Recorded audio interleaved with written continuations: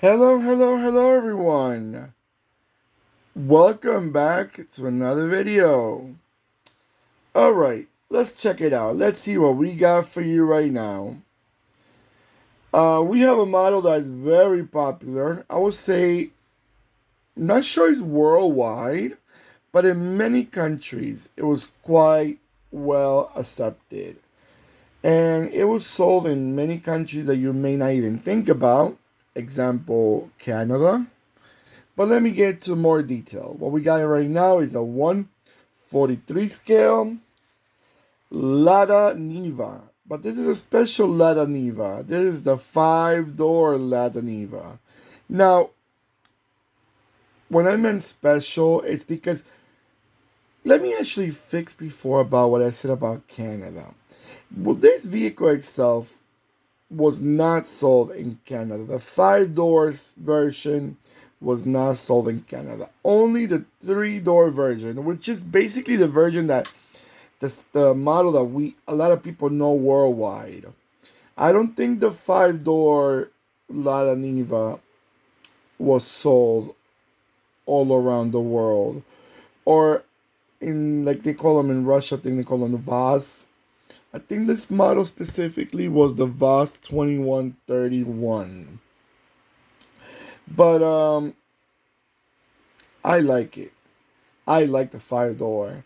I think it should have been more known worldwide. It would have gave Lada Niva a bit of a more option, like family wise.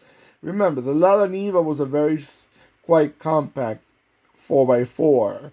It was more like a Jeep Wrangler type for the Russian market and for other markets around the world that couldn't afford expensive SUVs or 4x4. So they had a Lada Niva, which was more on the economical side. And it was quite rugged. We know that Russian cars, they make them quite rugged because their terrain is not the best sometimes. They get a lot of snow, and plus they're easy cars to work on from what I heard, because some other towns, example in Russia, they're so away from others, like they're so separated from. Russia's a very big country, and it's not as populated as other big countries around the world, so their towns are more separated between one another. I guess mechanic wise, it was not so easy to get, or parts. So these cars were quite easy to work on, from what I heard. And I like this. By the way, this is like the second generation of the Lada Niva. I could tell by the backlights. The first generation were the lights that were more horizontal, standing, and this is the more vertical ones, the ones by the side. I like both options. I'm not gonna lie. I like the first generation. It gave me more of the old school. And this one in the back is a little bit more of, okay, modern times. Let's refresh the car a little bit. But the 5 doors, I think, would have been a great option.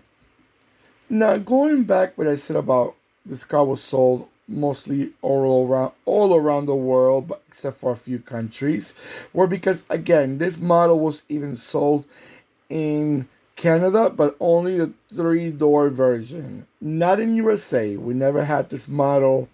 The few USA models that you get to see, the few Lada Nivas in the USA that we get to see, are either exported from other countries or drove down from Canada and they stayed here. But yeah, those are basically the ones that we get to see, and we don't get that many. But I seen a lot of there's a big surge now with classic Eastern European cars around. I see Skodas, Ladas, Dacia. I saw what else? FSO, even Oldsit. So there's Zastava. So those brands, you still see them now. Moskvich. And those are classics. Nowadays, you don't. Oh, Travant. Travant, you get to see quite often. Not quite often, but like in a car show, you may see them. Alright guys, so I'm gonna let this car go around a few times and I'll be right back.